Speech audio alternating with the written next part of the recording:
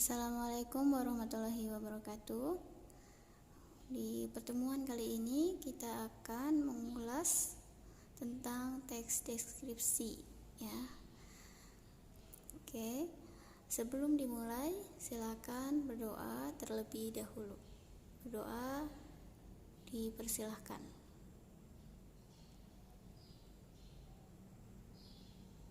Doa selesai. Oke, kita ulas mulai dari pengertian, kemudian ciri umum, struktur, lanjut ke kaidah kebahasaan, dan terakhir kepada penulisan dan penyuntingan. Oke. Baik, kita ke pembahasan kepada pengertian dari teks deskripsi. Ya, pengertiannya adalah teks yang menggambarkan suatu objek secara jelas. Nah, objek ini bisa berupa orang, ya, hewan maupun tumbuhan, ataupun tempat, ataupun benda-benda lain yang ada di sekitar kita. Ya, boleh kita deskripsikan. Tempat itu boleh tempat wisata, tempat belajar, ya, sekolah, universitas atau kampus, atau rumah sakit dan sebagainya. Ya, pokoknya semua objek-objek, semua benda-benda yang ada di sekitar kita boleh dituliskan dalam bentuk teks deskripsi. Baik, yang selanjutnya adalah ciri umum dari teks deskripsi itu ada tujuan, objek yang dideskripsikan, isi, jenis, dan pola pengembangan. Ya, ciri umum teks deskripsi itu yang apabila teks itu menunjukkan kepada tujuan dari teks itu, biasanya dijelaskan ya di situ si penulis itu membuat teks deskripsi itu tujuannya adalah untuk menginformasikan kepada pembaca, misalkan contoh teks yang ada di buku kalian itu tentang bunga Rafflesia arnoldii ya. Jadi penulis itu menginformasikan kepada pembaca, tujuannya adalah agar pembaca itu bisa mengetahui bahwa bunga Rafflesia arnoldii itu sudah hampir punah. Nah, kemudian penulis itu berharap agar pembaca ya berharap dan mempunyai tujuan agar pembaca itu mampu merawat ya atau melestarikan bunga Rafflesia arnoldii ini agar tidak punah. Kemudian berdasarkan objek yang dideskripsikan. Nah, di buku paket kalian itu ada contohnya tentang sekolahku ya.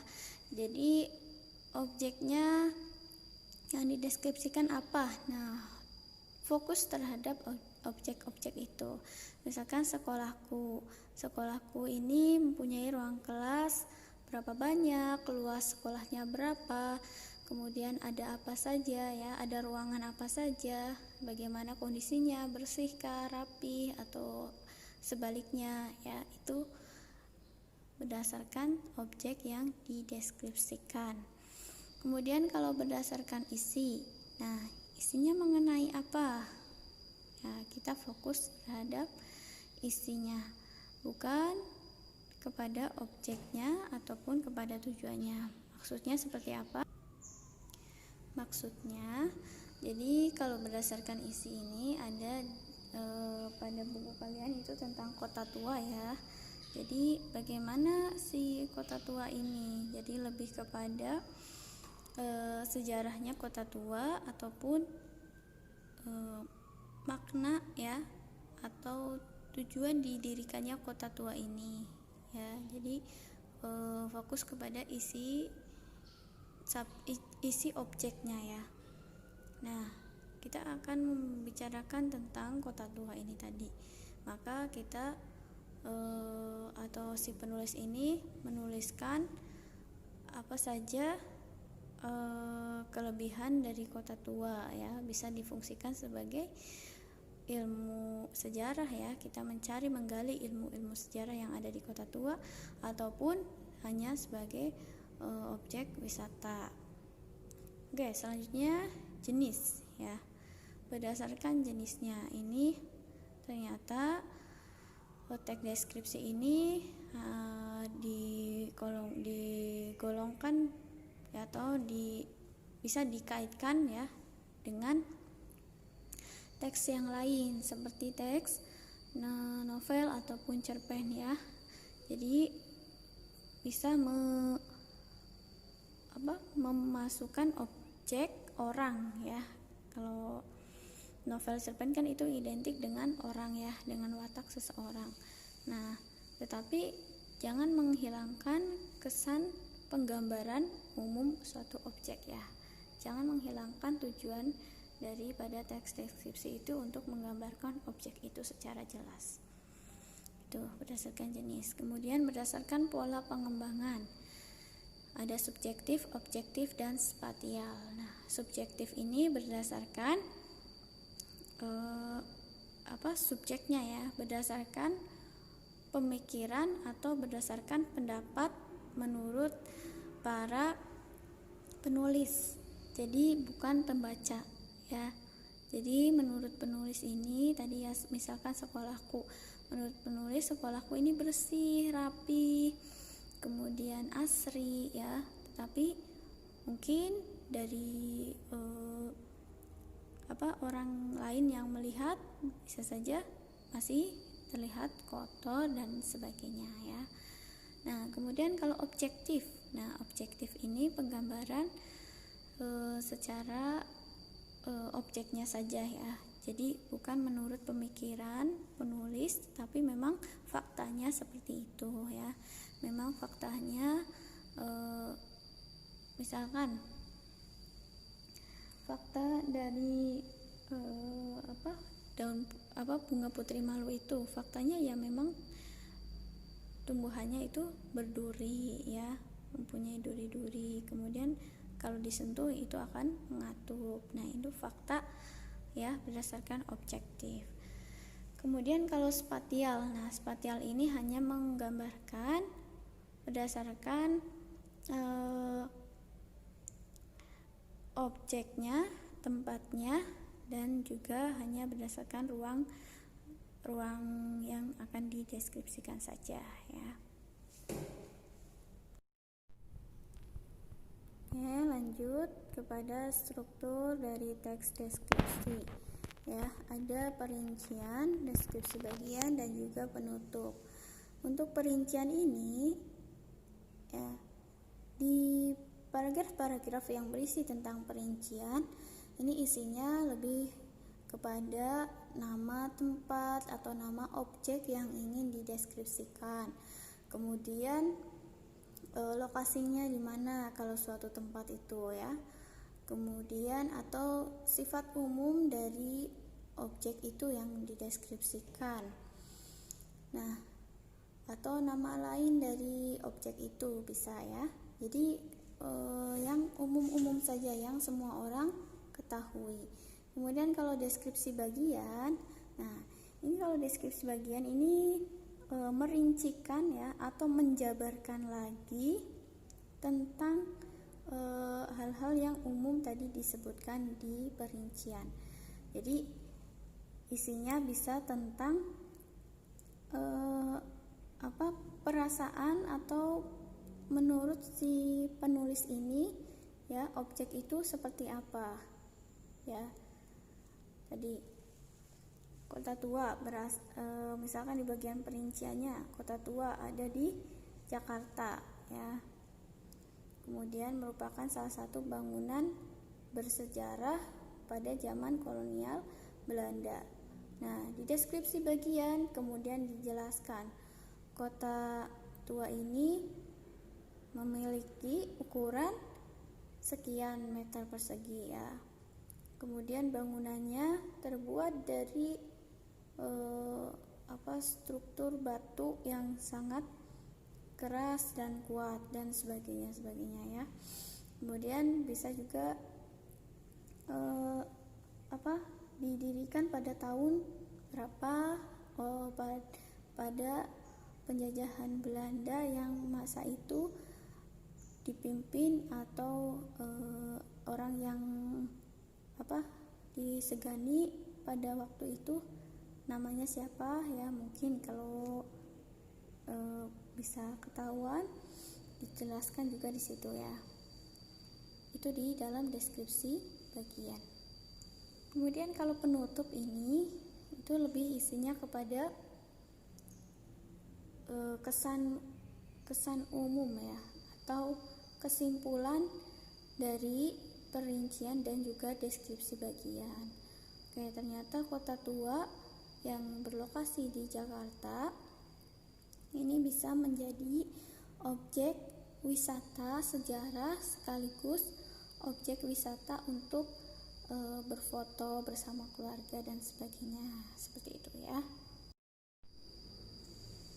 Baik, kita lanjutkan kepada kaidah kebahasaan pada teks deskripsi. Ini ada kata umum, kata khusus, kata benda, kata sifat, kata bilangan, majas perbandingan, pencitraan, kalimat umum dan kalimat penjelas. Oke, untuk kalimat umum ini yang umum-umum dibicarakan, kemudian merujuk kepada kalimat khusus, biasanya nyambung ya. Misalkan kalimat umumnya itu mobil, kemudian kalimat khususnya Xenia, Mercedes, Honda dan sebagainya.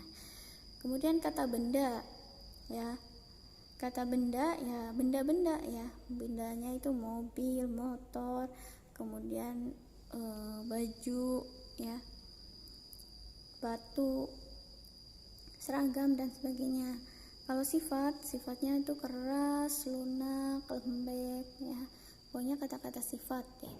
Kemudian kalau kata bilangan ya, kata bilangan itu 1, 2, 3, 4 dan seterusnya. Oke, untuk penulisan kata bilangan di bahasa Indonesia ya, apabila kalian menuliskan di dalam suatu paragraf itu, kalau untuk angka 1 sampai dengan 9 itu kalian harus menuliskannya dengan huruf ya. 1 SATU, 2 DUA dan seterusnya sampai dengan 9. Kemudian kalau angkanya lebih dari 2 ya, artinya 10, 11 dan sebagainya, boleh menuliskannya dengan angka saja ya. 10 1 dan 0, 11 1 1 dan sebagainya, tahu ya. Nah, makanya fungsinya untuk apa ya? Untuk memperpendek juga ya. Misalkan kalau 142 masa mau menuliskannya tetap dengan huruf ya, nanti jadi lebih panjang, 142. Jadi cukup dengan angka 1 pada 2 ya. Kemudian majas perbandingan. Nah, majas perbandingan ini membandingkan suatu objek yang mati ya. Objek-objek yang kita gambarkan di dalam teks deskripsi kan bentuknya objek objek ya, bentuknya objek, bisa objek mati ataupun hidup, yang seolah-olah itu kalau objek mati itu seolah-olah hidup, dan ataupun objek hidup itu seolah-olah mati ya. Sebenarnya banyak sekali jenis dari majas perbandingan ini ya, tapi nanti kita bahas lagi lebih detailnya. Dan intinya kalau di dalam teks deskripsi itu, majas perbandingan itu biasanya menggunakan kata seperti bagaikan ya. Misalkan kalimatnya ini, batu yang digunakan untuk membangun bangunan Kota Tua itu keras sekali, bagaikan bagaikan prajurit yang siap untuk bertempur di medan perang ya. Keras atau kuat sekali ya, kuat sekali bagaikan bagaikan prajurit yang akan bertempur di medan perang ya, kuat, udah siap nih, gagah berani. Atau juga benda hidup seolah-olah mati ya. Muka prajurit itu sangat merah ya, merah membara ya. Merah membara kan seperti api ya kan, maksudnya semangatnya sudah berkobar-kobar sekali gitu ya. Jadi ada kata seperti ataupun bagaikan, dan seolah-olah benda yang hidup itu seolah-olah mati, ataupun benda yang mati itu digambarkan hidup. Ya, apalagi misalkan suaranya keras atau suaranya kencang sekali seperti bom yang meledak, itu ya. Atau mukanya pucat seperti mayat dan sebagainya ya. Oke, pencitraan. Nah, pencitraan ini atau pencitra rasaan ya, itu penggambaran dari panca indera yang kita miliki ya, mata melihat. Berarti nanti ada di dalam teks deskripsi itu seolah-olah si pembaca itu melihat objek yang dideskripsikan oleh penulis, atau mendengar ya, telinga kan mendengar, atau mendengar objek yang dideskripsikan oleh penulis, atau bisa merasakan ya, lidah mengecap rasa ya, air laut yang terasa asin. Nah, itu seolah-olah si pembaca juga ikut merasakan. Atau kulit ya, di malam hari yang dingin ya, dan angin yang sepoi-sepoi, itu sangat menambah suasana ya, untuk kita bisa duduk bersantai di balkon rumah tempat tinggal ya, yang berukuran 2x3 meter misalkan ya, seperti itu ya. Itu pencitraan. Kemudian kalimat umum dan kalimat penjelas. Nah, ini kalimat umum dan kalimat penjelas ini sudah kita bahas juga ya sebelumnya. Jadi ada 3 jenis paragraf intinya ya. Paragraf deduktif, induktif, dan campuran. Nah, paragraf deduktif ini biasanya dalam satu paragraf itu ada kata merupakan di awal paragraf ya. Deduktif itu di depan. Jadi kalimat umumnya ada di depan atau di kalimat pertama, dan kalimat-kalimat yang lain sebagai kalimat penjelas. Biasanya kalimat pertamanya itu menggunakan kata merupakan, adalah, yaitu. Nah, kalau induktif. Nah, induktif itu kalimat umumnya ada di akhir paragraf. Jadi ada di kalimat terakhir. Jadi kalimat-kalimat sebelumnya itu kalimat penjelas. Nah, biasanya di kalimat terakhir itu menggunakan kata maka ya, demikian ya, atau menarik kesimpulan dari kalimat-kalimat yang sebelumnya. Oke, kalau kalau paragraf campuran itu ya, jadi deduktif dan induktif campur, sehingga kalimat umumnya ya, atau kalimat utamanya itu ada di awal dan ada di akhir paragraf. Oke. Selanjutnya tentang penulisan dan penyuntingan teks deskripsi. Baik, untuk menulis ya, kalian silakan sebelum menulis tentukan dulu objeknya yang akan dideskripsikan, itu objeknya apa. Kemudian kalian tuliskan berdasarkan kaidah atau berdasarkan struktur daripada teks deskripsi ya, mengandung perincian, kemudian identifikasi bagian ya, atau deskripsi bagian, kemudian penutup atau kesimpulan.